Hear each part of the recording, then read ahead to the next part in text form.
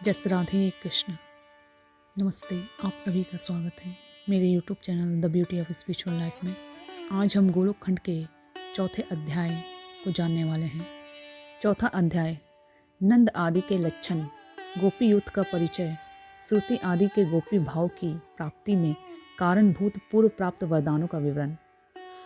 भगवान ने कहा, ब्रह्मन, सुबल और श्रीदामा नामक मेरे सखा नंद तथा उपनंद के घर पर जन्म धारण करेंगे।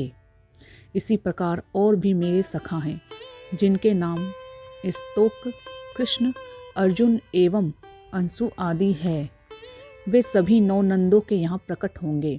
ब्रजमंडल में जो 6 विषभानु हैं, उनके गृह में विशाल ऋषभ, तेजस्वी देवप्रस्थ और वरुथप नाम के मेरे सखा अवतीर्ण होंगे। श्री ब्रह्मा जी ने पूछा, देवेश्वर, किसे नंद कहा जाता है और किसे उपनंद तथा विषभानु के क्या लक्षण हैं?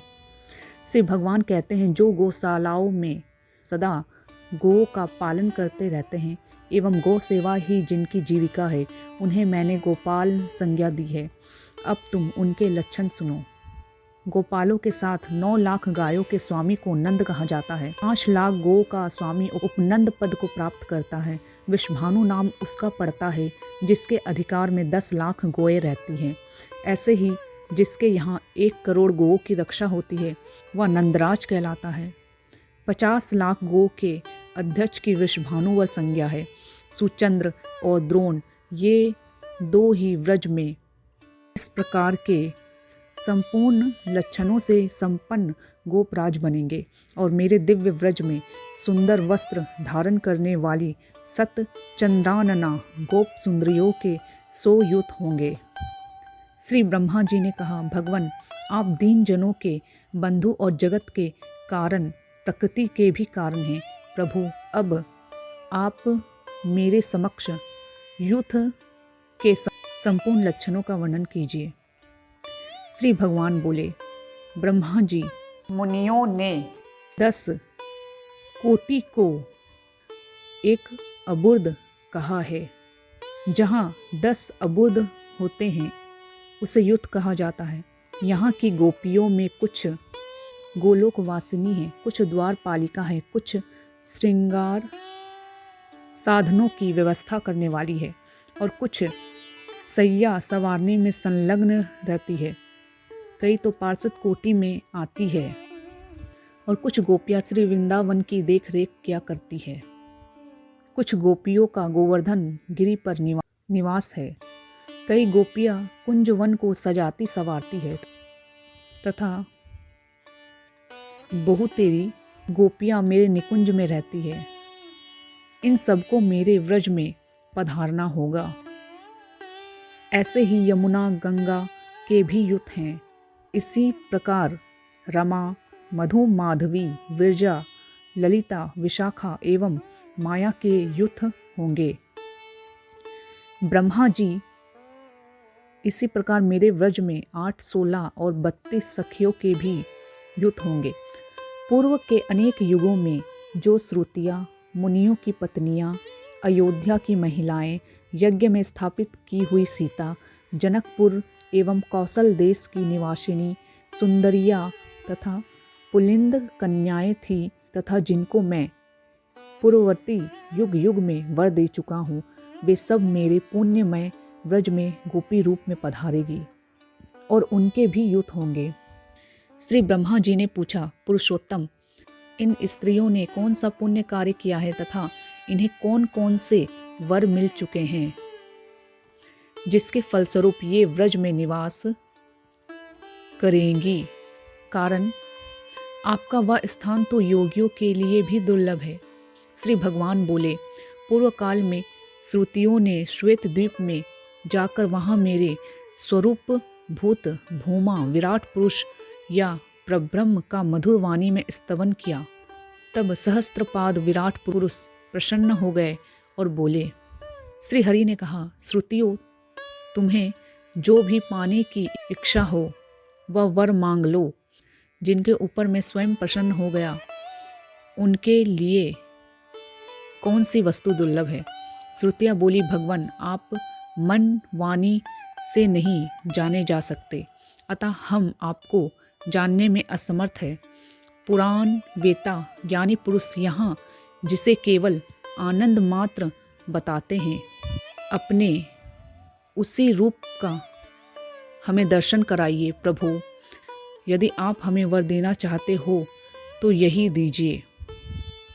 श्रुतियों की ऐसी बात सुनकर भगवान ने उन्हें अपने दिव्य गोलोक धाम का दर्शन कराया, जो प्रकृति से परे हैं। वह लोक ज्ञानानंद स्वरूप अविनाशी तथा निर्विकार है। वहाँ वृंदावन नामक वन है, जो काम पूरक कल्प वृक्षों से सुशोभित है। मनोहर निकुंजों से संपन्न वह वृंदावन सभी ऋतुओं में सुखदायी है। वहाँ सुंदर झरनों और गुफाओं से सुशोभित गोवर्धन नामक गिरि है। रत्न एवं धातुओं से भरा हुआ वह श्रीमान पर्वत सुंदर पक्षियों से आवृत है। वहाँ स्वच्छ जल वाली श्रेष्ठ नदी यमुना भी लहराती है। उसके दोनों तट रत्नों से बंधे हैं। हंस और कमल आदि से वह सदा व्याप्त रहती है। वहाँ विविध रास रंग से उन्मत्त गोपियों का समुदाय शोभा पाता है। उसी गोपी समुदाय के मध्य भाग में किशोर वैसे सुशोभित भगवान श्री कृष्ण विराजते हैं।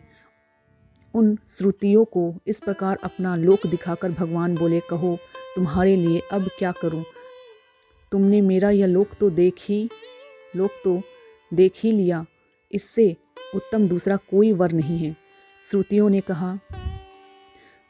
ने कहा प्रभु, आपके करोड़ों कामदेवों के समान मनोहर श्री विग्रह को देखकर हम में कामिनी भाव आ गया है और हमें आपसे मिलने की उत्कट इच्छा हो रही है। हम विरह ताप संतप्त हैं, इसमें संदेह नहीं है। अतः आपके लोक में रहने वाली गोपियाँ आपका संग पाने के लिए जैसे आपकी सेवा करती है, हमारी भी वैसी ही अभिलाषा है।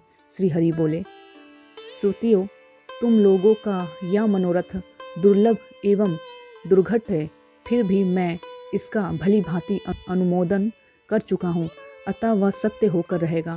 आगे होने वाली सृष्टि में जब ब्रह्मा जगत की रचना में संलग्न होंगे, उस समय सारस्वत कल्प बीतने पर तुम सभी श्रुतियाँ ब्रज में गोपियाँ होगी। भूमंडल पर भारतवर्ष में मेरे माथुर मंडल के अंतर्गत वृंदावन में रास मंडल के भीतर मैं तुम्हारा प्रियतम बनूंगा। तुम्हारा मेरे प्रति सुदृढ़ प्रेम होगा, जो सब प्रेमों से बढ़कर है। तब तुम सब श्रुतियाँ मुझे पाकर सफल मनोरथ होगी। श्री भगवान कहते हैं, ब्रह्मा जी, पूर्व कल्प में मैंने वर दे दिया है, उसी के प्रभाव से वे श्रुतियाँ ब्रज में गोपियाँ होगी। अब अन्य गोपियों के लक्षण सुनो। त्रेता युग में देवताओं की रक्षा और राक्षसों का संहार करने के लिए मेरे स्वरूप भूत महापराक्रमी श्री रामचंद्र जी अवतीर्ण हुए थे। कमल लोचन श्री राम ने सीता के स्वयंवर में जाकर धनुष तोड़ा और उन जनक नंदिनी श्री सीता जी के साथ विवाह किया। ब्रह्मा जी उस अवसर पर जनकपुर की स्त्रियां श्री राम को देखकर प्रेम विह्वल हो गई। उन्होंने एकांत में उन महाभाग से अपना अभिप्राय प्रकट किया, राघव, आप हमारे परम प्रियतम बन जाए। तब श्री राम ने कहा, सुंदरियों, तुम शोक मत करो, द्वापर के अंत में मैं तुम्हारी इच्छा पूर्ण करूंगा। तुम लोग परम श्रद्धा और भक्ति के साथ तीर्थ, दान, तप, शौच एवं सदाचार का भली भांति पालन करती रहो। तुम्हें व्रज में गोपी होने का सुअवसर प्राप्त होगा। इस प्रकार वर देकर धनुर्धारी करुणानिधि श्री राम ने अयोध्या के लिए प्रस्थान कर दिया। उस समय मार्ग में अपने प्रताप से उन्होंने भृगुकुल नंदन परशुराम जी को परास्त कर दिया था। कौशल जनपद की स्त्रियों ने भी राजपथ से जाते हुए उन कमनीय कांति राम को देखा। उनकी सुंदरता कामदेव को मोहित कर रही थी। उन स्त्रियों ने श्री राम को मन ही मन पति के रूप में वरण कर लिया। उस समय सर्वज्ञ श्री राम ने उन समस्त स्त्रियों को मन ही मन वर दिया, तुम सभी व्रज में गोपियाँ होगी और उस समय मैं तुम्हारी इच्छा पूर्ण करूँगा। फिर सीता और सैनिकों के साथ रघुनाथ जी अयोध्या पधारे। यह सुनकर अयोध्या में रहने वाली स्त्रियां उन्हें देखने के लिए आई। श्री राम को देखकर उनका मन मुग्ध हो गया। वे प्रेम से विहल हो मूर्छित सी हो गई। फिर वे श्री राम के व्रत में परायण होकर सरयू के तट पर तपस्या करने लगी। तब उसके सामने आकाशवाणी हुई, द्वापर के अंत में यमुना के किनारे वृंदावन में तुम्हारे मनोरथ पूर्ण होंगे, इसमें संदेह नहीं है। जिस समय श्री राम ने पिता की आज्ञा से दंडक वन की यात्रा की, सीता तथा लक्ष्मण भी उनके साथ थे और वे हाथ में धनुष लेकर इधर उधर विचर रहे थे। वहीं बहुत से मुनि थे। उनकी गोपाल वेशधारी भगवान के स्वरूप में निष्ठा थी। रासलीला के निमित्त वे भगवान का ध्यान करते थे। उस समय श्री राम की युवा अवस्था थी। वे हाथ में धनुष बाण धारण किए हुए थे। जटाओं के मुकुट से उनकी विचित्र शोभा थी। अपने आश्रम पर पधारे हुए श्री राम में उन मुनियों का ध्यान लग गया। वे ऋषि लोग गोपाल वेशधारी भगवान के उपासक थे, अतः दूसरे ही स्वरूप में आए हुए श्री राम को देखकर सबके मन में अत्यंत आश्चर्य हो गया। उनकी समाधि टूट गई और देखा तो करोड़ों कामदेवों के समान सुंदर श्री राम दृष्टिगोचर हुए। तब वे बोल उठे, अहो, आज हमारे गोपाल जी वंशी एवं बेंत के बिना ही पधारे हैं। इस प्रकार मन ही मन विचार कर सबने श्री राम को प्रणाम किया और उनकी उत्तम स्तुति करने लगे। तब श्री राम ने कहा, मुनियों, वर मांगो। यह सुनकर सभी ने एक स्वर में कहा, जिस भांति सीता आपके प्रेम को प्राप्त है, वैसे ही हम भी चाहते हैं। श्री राम बोले, यदि तुम्हारी ऐसी प्रार्थना हो कि जैसे भाई लक्ष्मण हैं वैसे ही हम भी आपके भाई बन जाएं, तब तो आज ही मेरे द्वारा तुम्हारी अभिलाषा पूर्ण हो सकती है। किंतु तुमने तो सीता के समान होने का वर मांगा है, अतः यह वर महान कठिन और दुर्लभ है, क्योंकि इस समय मैंने एक पत्नी व्रत धारण कर रखा है।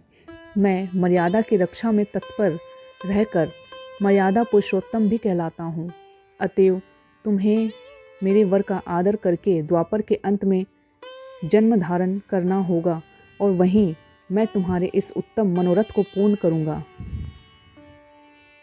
इस प्रकार वर देकर श्री राम स्वयं पंचवटी पधारे।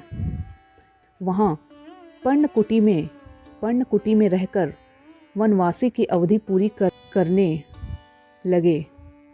उस समय भीलों की स्त्रियों ने उन्हें देखा। उनमें मिलने की उत्कट इच्छा उत्पन्न होने के कारण वे प्रेम से विहल हो गई। यहाँ तक कि श्री राम के चरणों की धूल मस्तक पर रखकर अपने प्राण छोड़ने की तैयारी करने लगी। उस समय श्री राम ब्रह्मचारी के वेश में वहाँ आए और इस प्रकार बोले, स्त्रियों, तुम व्यर्थ ही प्राण त्यागना चाहती हो, ऐसा मत करो। द्वापर के शेष होने पर वृंदावन में तुम्हारा मनोरथ पूर्ण होगा। इस प्रकार का आदेश देकर श्री राम का वह ब्रह्मचारी रूप वहीं अंतर्हित हो गया। तत्पश्चात श्री राम ने सुग्रीव आदि प्रधान वानरों की सहायता से लंका में जाकर रावण प्रभृति राक्षसों को परास्त किया। फिर सीता को पाकर पुष्पक विमान द्वारा अयोध्या चले गए। राजाधिराज श्री राम ने लोकापवाद के कारण सीता को वन में छोड़ दिया। अहो, भूमंडल पर दुर्जनों का होना बहुत ही दुखदायी है। जब जब कमल लोचन श्री राम यज्ञ करते थे, तब तब विधि पूर्वक स्वर्णमयी सीता की प्रतिमा बनाई जाती थी। इसलिए श्री राम भवन में यज्ञ सीताओं का एक समूह ही एकत्र हो गया। वे सभी दिव्य चैतन्य घन स्वरूपा होकर श्री राम के पास गई। उस समय श्री राम ने उनसे कहा, प्रियाओ, मैं तुम्हें स्वीकार नहीं कर सकता। वे सभी प्रेम परायणा सीता मूर्तियाँ दशरथ नंदन श्री राम से कहने लगी, ऐसा क्यों? हम तो आपकी सेवा करने वाली हैं। हमारा नाम भी मिथिलेश कुमारी सीता है और हम उत्तम व्रत का आचरण करने वाली सतियाँ भी हैं। फिर हमें आप ग्रहण क्यों नहीं करते? यज्ञ करते समय हम आपकी अर्धांगिनी बनकर निरंतर कार्यों का संचालन करती रही हैं।